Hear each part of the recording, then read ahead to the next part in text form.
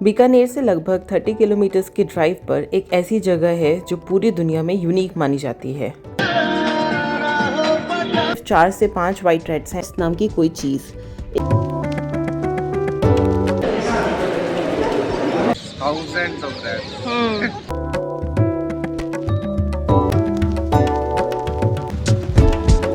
खम्मा घड़ी।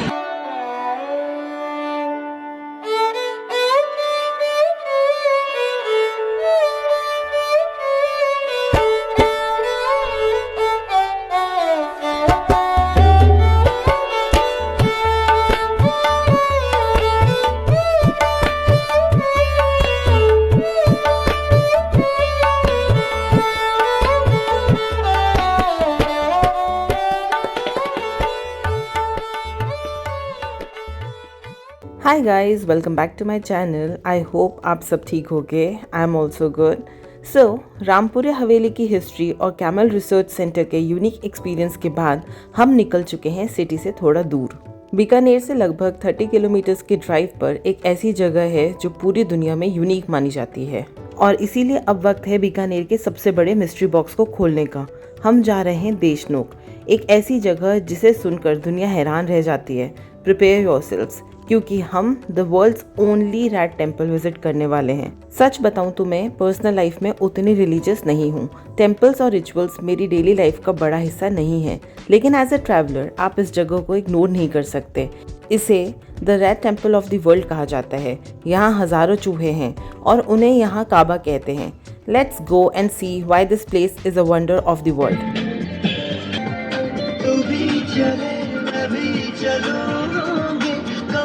तभी फासले तेरा मेरा ना हो किसी से वास्ता, जाना तेरा हो पता ये रास्ते नहीं लगे कहानी के जाने लगी बेखुदी। मिल जाए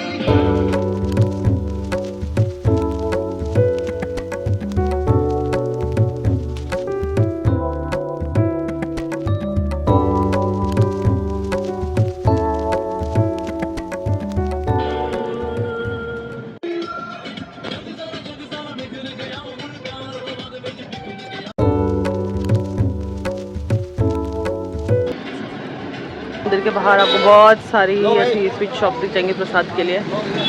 इस मंदिर वहाँ पे टूवेयर्स आप बाहर रख सकते हो वहाँ पे। Still I am wearing Lalit old chappal. Taken the prasad. हाँ, सो बेसिकली गाइस स्वीटी ने कहा था कि मेरे नाम के प्रसाद चढ़ा देना, और मम्मी जो है, मम्मी को मैंने पूछ लिया। छोटी को पता नहीं है बट ठीक है, तो क्या छोटी कोई बात नहीं, जब औरों के चढ़ानी तो अपना भी सोचे चढ़ा देती हूँ। So guys, now we are going करनी माता मंदिर, जिसमें बहुत सारे चूहे होते हैं। कई लोग चूहों के मंदिर से भी जानते होंगे इसे। So this is the entrance of the मंदिर।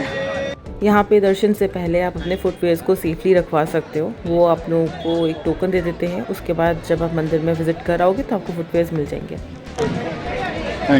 ललित तो चूहे no disturb.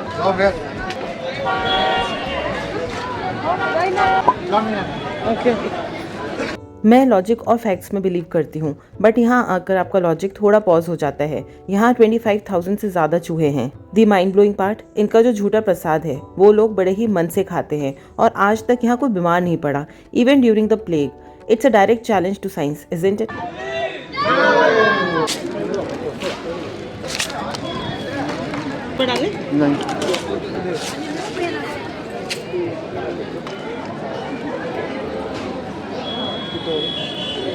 Look at this entrance. ये जो सिल्वर गेट्स और मार्बल कार्विंग आप देख रहे हैं, ये किसी महल से कम नहीं है, बट यहाँ की असली कहानी दीवारों में नहीं, ज़मीन पर है। इंडिया में हज़ारों मंदिर हैं, पर रैट टेम्पल सिर्फ यही एक है। ग्लोबली इससे ज़्यादा यूनिक चीज़ आपने शायद ही देखी होगी। यहाँ की एनर्जी काफ़ी अलग है। आप जहाँ भी देखेंगे आपको चूहे दिखेंगे, पर लोग उन्हें नुकसान नहीं पहुँचाते। इनफैक्ट उन्हें दूध और प्रसाद चढ़ाया जाता है।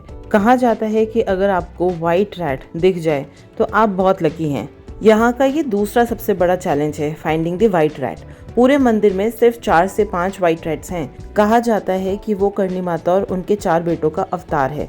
अगर वो दिख जाए तो समझो आपका बीकानेर आना सक्सेसफुल हो गया। मेरी आंखें तो स्कैन कर रही हैं। क्या मुझे दिखा या नहीं वो तो आपको फुटेज में दिख ही जाएगा। But seriously, as a lawyer and as a rational person, seeing such a deep faith is always fascinating. मैं इस जगह को लेकर सुपर एक्साइटेड थी क्योंकि ये मेरी नॉर्मल लाइफ से कुछ एकदम ही अलग था। बचपन में हम सब ने जेरी को टॉम से भागते देखा है, पर यहाँ सिनेरियो एकदम उल्टा है। यहाँ हजारों जेरीज हैं और हम ह्यूमन बींग्स हैं जो उनके बीच में बहुत संभल कर चल रहे हैं। Oh my god, look at them. By the way, मैंने दूसरे चैलेंज के बारे में पहले बता दिया था, लेकिन अब मैं पहले चैलेंज के बारे में बताऊंगी। यहाँ चलना एक अलग ही लेवल का टास्क है। रूल ये है कि अगर गलती से किसी काबा पर पैर पड़ गया और वो एक्सपायर हो गया तो आपको असली सोने यानी कि असली गोल्ड का चूहा चढ़ाना पड़ेगा पेनल्टी में। सो हम तो बहुत संभल कर चल रहे हैं। No risk taken here. इन्हें यहाँ वहाँ खेलते और हॉप करते देखना इतना फनी और क्यूट लग रहा था कि एक मोमेंट के लिए तो मुझे अपना चाइल्डहुड याद आ गया। इनकी लाइफ देखकर लगता है कि काश हम भी ऐसे ही होते।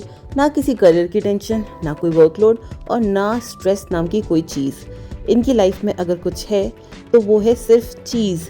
आई मीन लिटरल चीज़ नहीं, पर इनका वही खाओ पियो मस्त रहो वाला सीन। इन लिटिल जेरीज ने मुझे सिखा दिया कि असली सुकून तो बिना किसी फिक्र के जीने में ही है। अरे बाप रे,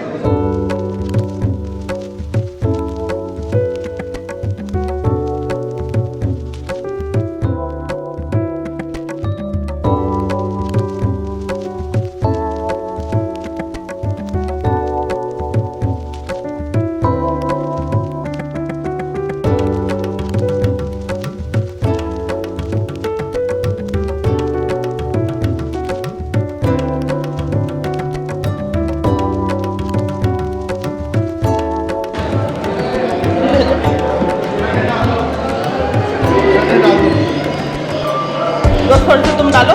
मैंने वहाँ ढेर सारा प्रसाद लिया था और मेरा पूरा इरादा यही था कि मैं इन सबको खिलाऊं। आफ्टर ऑल हम आए ही इनके लिए हैं। बाय द वे, वहाँ पिजन्स भी हैं, तो उनके लिए बाजरा मिलता है प्रसाद में, वो लेना भी मत भूलना और उनको भी खिला देना।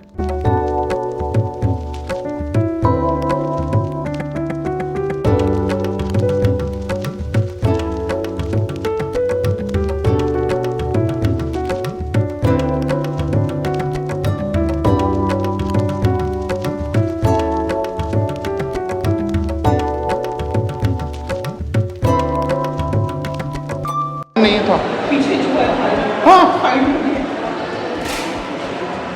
थोड़ा चलती रहो, बढ़ती रहो।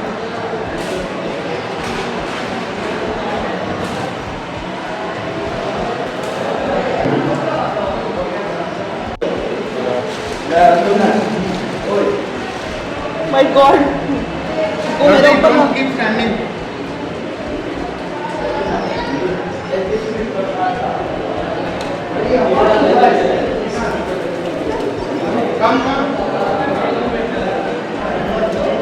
So guys, this is the exit. The exit is different, okay?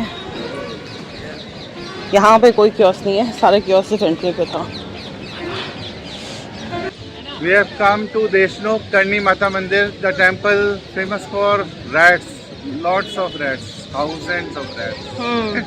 Ganesh ji का वाहन। I have seen lot of rats. White नहीं मिला, मंदिर के बाहर बहुत सारे स्टॉल्स हैं और जहाँ बैंगल्स दिख जाएं वहाँ तो रुकना समझ ही सकते हो ज़रूरी क्यों है। यहाँ पे बैंगल्स एक साइज़ की नहीं होती हैं, कोई भी सेट ले लो उसमें एक बैंगल का साइज़ होगा बहुत बड़ा और एक होगा छोटा। तो बड़ा वाला तो आराम से आ ही रहा था, लेकिन जो सबसे छोटा था वो तो हाथ में घुसने से मना ही कर रहा था, तो फिर मैंने लिया ही नहीं। तो 6 होगा। मंदिर विजिट करके एक बात तो समझ आई, इंडिया में बिलीफ और कल्चर की कोई सीमा नहीं है। चाहे आप रिलीजियस हो या नहीं, ये जगह आपको एक बार वंडर करने पर मजबूर कर देती है। It's truly a global phenomenon.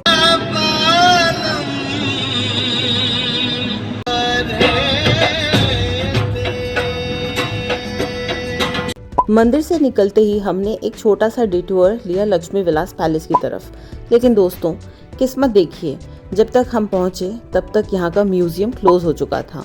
लेकिन पैलेस बाहर से ही इतना मैजेस्टिक लग रहा था।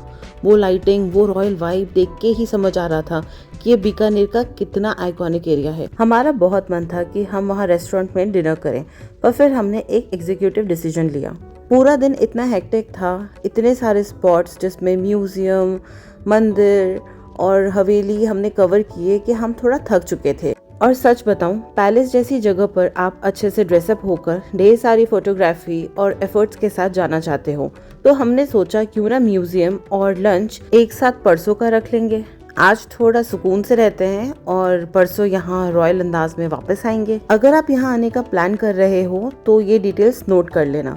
म्यूजियम की जो टाइमिंग्स हैं वो सुबह 10 बजे से शाम के 5 बजे तक ही होती हैं, इसीलिए हम मिस कर गए।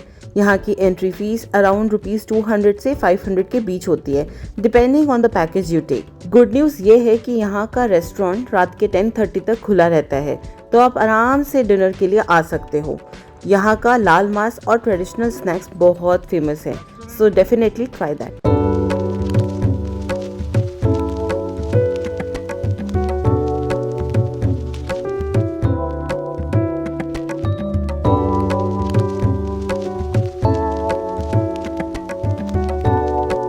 तो पैलेस का प्लान परसों पर पोस्टपोन करके हम निकल पड़े एक सिंपल और ऑथेंटिक राजस्थानी डिनर के लिए, क्योंकि कभी कभी जब आप थके होते हो तो आपको बस सुकून का खाना चाहिए होता है, जहाँ बस खाना हो और हम हो। So guys, palace was close, तो हम लोग पैलेस में नहीं जा पाए। वहाँ पे रेस्टोरेंट खुला हुआ था, बट वी थॉट कि day after tomorrow we will go to see the museum, तभी हम लंच कर लेंगे वहाँ पे। And we want to explore different places for different meal. तो हम एक और रेस्टोरेंट में आ गए हैं, which is Indiraj Bikaner. So this is famous for its proper Rajasthani thalis, baati churma and the ambience. So we are going there for our dinner and wind up our day. Aaja. It's the Neem Courtyard by Indira. You can Google it by Indira's also. Music.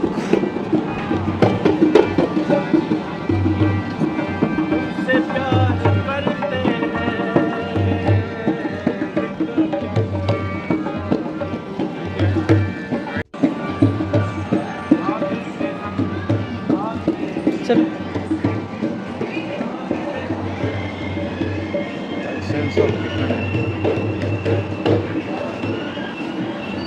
sitting inside. we go there and see. Yeah, it's warm and cozy, but the true vibe is outside, I guess. हाँ, बाहर ही चलते हैं।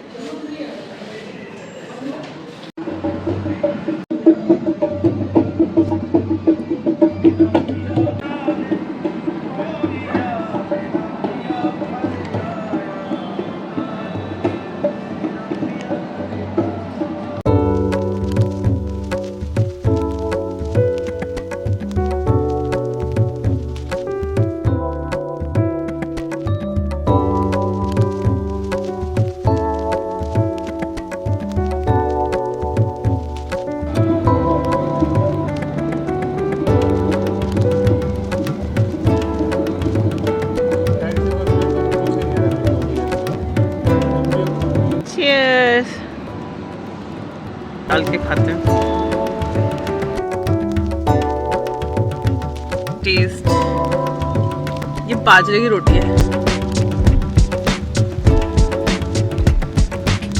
तो दोस्तों day 1 का ये continuation यहीं ख़त्म होता है। दिल्ली से शुरू हुआ ये सफ़र बीकानेर की गलियों से होता हुआ इस डिलीशियस थाली पर आकर रुका है। Day 1 was a roller coaster, history, science, faith और अमेजिंग फूड। आपको याद भी होगा इस दिन की शुरुआत में कुछ ना कुछ गड़बड़ भी हुई थी। पार्ट 1 और पार्ट 2 दोनों देखने के बाद अब आप बताओ, क्या आप उस मंदिर में जाने की हिम्मत करोगे? कमेंट में येस या नो ज़रूर लिखना। अगला व्लॉग और भी क्रेजी होने वाला है। Like, share and stay kind to yourself. Bye bye and good night.